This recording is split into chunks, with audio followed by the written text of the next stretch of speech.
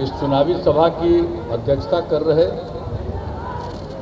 श्री दिलीप पटेल जी, मंच के संचालनकर्ता प्रखंड अध्यक्ष श्री प्रद्युमन महतो जी, जनता दल यूनाइटेड और एनडीए के सुयोग्य उम्मीदवार भाई राजीव लोचन नारायण सिंह जी और अशोक जी, यहाँ इस कार्यक्रम में उपस्थित माननीय सांसद और जनता दल यूनाइटेड के पूर्व अध्यक्ष श्री राजीव रंजन उर्फ ललन जी, यहाँ इस कार्यक्रम में उपस्थित जनता दल यूनाइटेड के कार्यकारी प्रदेश अध्यक्ष श्री अशोक चौधरी जी,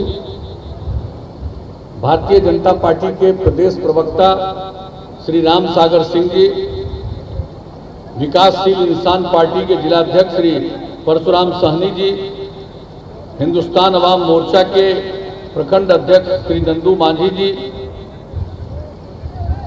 भाजपा के पूर्व जिलाध्यक्ष श्री संजीव कुमार जी, यहाँ इस कार्यक्रम में उपस्थित भारतीय जनता पार्टी के नेतागण श्री रोशन भारद्वाज जी, पंकज कुमार सिंह जी, सौरभ कुमार जी, नवीन कुमार सिंह जी, विकासशील इंसान पार्टी के नेता श्री विश्वेश्वर सहनी जी, श्रीमती शारदा देवी जी, हिंदुस्तान अवाम मोर्चा के यहाँ उपस्थित नेता जनाब इम्तियाज अंसारी जी, जनता दल के सभी नेतागण धर्मराज प्रसाद जी, अनिरुद्ध प्रसाद जी, शैलेंद्र जी, श्रवण कुमार जी, बलराम मंडल जी, मुकेश जी, परशुराम पारस जी, बैजल पासवान जी, निरंजन सिंह जी, अशोक पासवान जी, मनोज पटेल जी, नगीना महतो जी, प्रणब कुमार जी, मुरली सिंह जी, मुकेश सिंह जी, मुन्ना जी मुखिया जी, सुजीत गढ़ाई जी, अश्विनी कुमार जी, गौतम कुमार जी, राजीव कुमार जी, यहाँ उपस्थित अन्य सभी एनडीए के सम्मानित नेतागण,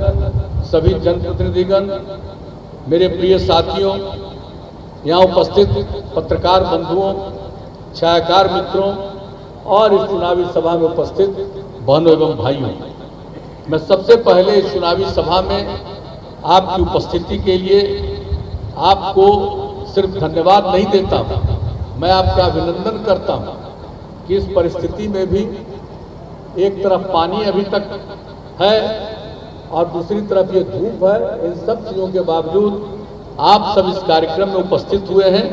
इसके लिए मैं आप सब लोगों का अभिनंदन करता हूं। और हमारे साथियों ने बहुत सारी बातों का जिक्र कर दिया, अब मैं क्या जिक्र करूं? यहां से जो हमारा संबंध है, कोई आज का संबंध है? आप लोगों ने ही मुझको 5 बार सांसद बनाया, बाढ़ का एमपी हमको जिताए 5 बार, हमने सेवा की आप लोगों की, तो जो हमारा संबंध है एमपी के रूप में, केंद्रीय मंत्री के रूप में हम तो काम करते रहे और जो आपने सम्मान दिया, अगर यहाँ के लोग हमको एमपी नहीं बनाते तो आज जो लोग जाने मुझको सब जगह, बिहार के बाहर भी और बिहार में बड़े पैमाने पर लोग नहीं जानते, जो आपने मौका कि हम उसको कभी भूल सकते हैं। और हमारे जो उम्मीदवार हैं आज अशोक जी, इनके प्रति मेरा आज का संबंध है, व्यक्तिगत संबंध है। इनके पिताजी स्वर्गीय वेंकटेश बाबू ने क्या मदद की थी किसको नहीं मालूम है। जब पहली बार हम 89 में यहाँ से चुनाव लड़ रहे थे और उस समय भाजपा भी एक कैंडिडेट दिए हुए था, बावजूद उसके किस तरह से खुलेआम उन लोगों ने समूचे पार्टी के साथ मिलकर के मदद किया। और श्रद्धेय अटल जी आए तब उनको उन्होंने कह दिया, उनको अटल जी बहुत मानते थे कि अरे भाई यहाँ यही लड़ने लायक है, तो श्रद्धेय अटल जी ने भी कहा था कि कांग्रेस को हराने में जो सक्षम है उसी को जिताइए, ये कह करके गए थे। और कितना हम भूल सकते हैं इस बात को? आज वो नहीं है, जब तक हम जीवित हैं तब तक हम इन चीजों को नहीं भूल सकते हैं।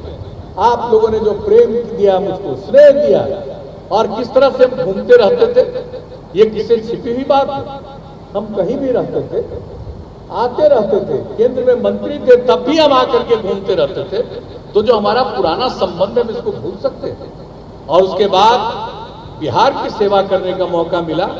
आप सब लोगों ने उसमें सहयोग किया और आज जो इतने दिनों से 15वां साल चल रहा हम सेवा कर रहे हैं और हम लोगों का तो यही है, लोगों की सेवा करना ही हमारा धर्म है।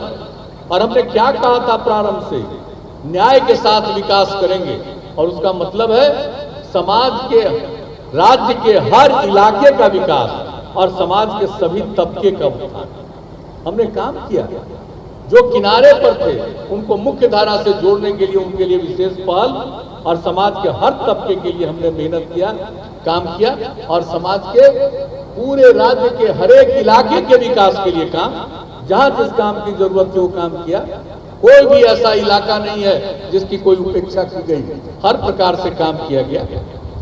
टाल की योजना आप बताइए, जब हम एमपी थे तब से, जब केंद्र में थे तो एक ही योजना शुरू हुई और अब ललन जी आए, हमने इनको कहा कि भाई इसका कुछ करिए। जब ये सिंचाई मंत्री थे इन्होंने काम कर दिया लगभग 2/3 और बचा हुआ काम इस बार भी एक योजना पूरी हो गई। तो हर प्रकार से हर इलाके के विकास के लिए काम किया हम लोगों ने, कोई इलाके की उपेक्षा नहीं की गई। और आप याद कर लीजिए किस तरह से समाज के हर तबके के उत्थान के लिए काम किया। जो हमने कहा किनारे पर थे, अब महिलाओं को उस प्रकार का सम्मान नहीं था। ये बिहार पहला राज्य है जहां महिलाओं को पंचायती राज संस्थाओं में, नगर निकायों में 50% का हम लोगों ने आरक्षण दिया। कितनी कम जनप्रतिनिधि महिलाएं होती थी और कितनी बड़ी संख्या में महिलाएं जनप्रतिनिधित्व करने लगी। नगर निकायों में भी दिया, शहरों में, गांव में कितनी बड़ी संख्या में। लड़कियां पढ़ नहीं पाती थी, गरीबी के कारण लोग 5वें क्लास के बाद उसको मिडिल स्कूल भी नहीं भेज पाते थे क्योंकि उसके लिए कपड़ा देने का उनके पास पैसा नहीं था। जब हम लोगों ने उसके लिए काम शुरू किया, पोशाक के लिए काम शुरू किया और वहां से संतोष नहीं किया, हमने लड़कियों के लिए साइकिल योजना की, हाई स्कूल भी पढ़े। कहां लड़की साइकिल चलाती थी, जब गांव-गांव में लड़की साइकिल चलाकर हाई स्कूल जाने लगी तो किस प्रकार का दृश्य उपस्थित हुआ। महिलाओं में कितना आत्मविश्वास का भाव पैदा हुआ। कुछ लोग तो मेरी आलोचना कर रहे थे कि लड़की को साइकिल चलवा रहे हैं, ये तो बड़ा उसको तंग करेगा लोग। हमने कहा कोई तंग नहीं करेगा, हर परिवार की लड़की को साइकिल की योजना शुरू की गई है। और आपने देखा क्या दृश्य उपस्थित हुआ। और उसका लड़कों ने मांग किया तो हमने लड़कों के लिए भी साइकिल योजना दे दी, शुरू करा दिया। लेकिन आप जरा सोच लीजिए कितना ज्यादा लड़कियों का उत्थान, कितनी कम लड़की पढ़ पाती थी। हमने सर्वे किया था 9वीं क्लास में पढ़ने वाली लड़कियों की संख्या पूरे बिहार में मात्र 1,70,000 से भी कम था। और जब हमने काम शुरू किया तो अब मालूम है लड़का लड़की बराबर। और अब तो इस बार जो मैट्रिक की परीक्षा हो रही थी उस परीक्षा में लड़का से भी ज्यादा मैट्रिक की परीक्षा में लड़की गई। अब आप बताइए, एक एक काम किसी को पता नहीं चलता। और इतना ही नहीं, महिलाओं में और जागृति लाने के लिए जो हमने शुरू किया, काम किया, स्वयं सहायता समूह। और पहले कितना था, महिलाओं के लिए कौन सा काम कर रहे थे, कोई काम नहीं कर रहे थे। जीविका समूह का हमने गठन करवाया, जीविका योजना की शुरुआत कराई, विश्व बैंक से कर्ज लेकर के हमने ये काम शुरू किया और तय किया कि 10 लाख स्वयं सहायता समूह कम से कम बनेगा। अब वो बन गया। 1,20,00,000 महिलाएं जीविका समूह से, स्वयं सहायता समूह से जुड़ गई। अब कितनी जागृति आई है जरा देख लीजिए। अब मर्द और स्त्री सब मिलकर के जो काम कर रहे हैं, बिहार आगे बढ़ रहा है। लोगों को पता नहीं है ठीक ढंग से हमारा काम, लोग देखते हैं, बहुत लोगों को परेशानी होती है। समाज सुधार के लिए भी काम करते हैं, उसमें भी बहुत लोग बेचैन रहते हैं और करके कुछ न कुछ उल्टा पुल्टा काम करते रहते हैं। लेकिन जो हम लोगों ने काम किया है उसके चलते आपको मैं बता देना चाहता हूं कि किस तरह से कितना विकास हुआ है प्रति व्यक्ति के दर पर और बिहार के दर पर। पति पत्नी को राज करने का मौका मिला 15 साल।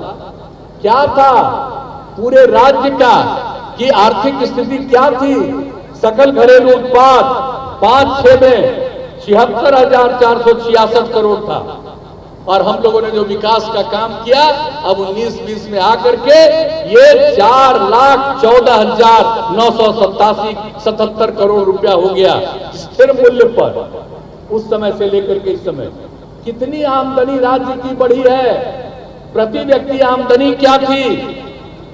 एक साल में 8,481 करोड़ रुपया 2005-6 में, अब बढ़कर के प्रति व्यक्ति आय 34,413 करोड़ रुपया हुआ। 10.5% से ज्यादा हर साल वृद्धि हो रही है।